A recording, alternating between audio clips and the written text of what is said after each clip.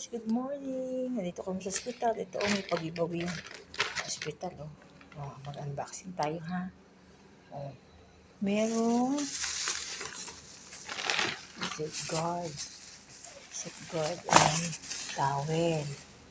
Tapos merong brown sugar. Tapos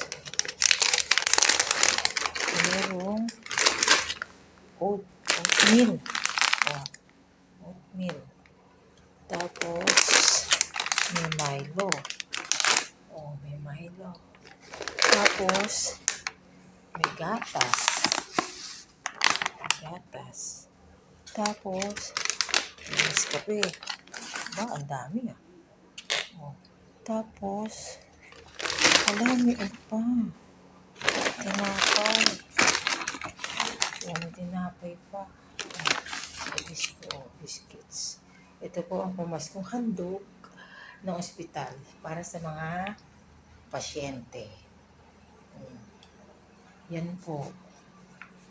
At ang pasyente po namin ay ang aking apo. Ayan. Hopefully, makaka-uwi na kami bukas. Thank you, Lord. Bye!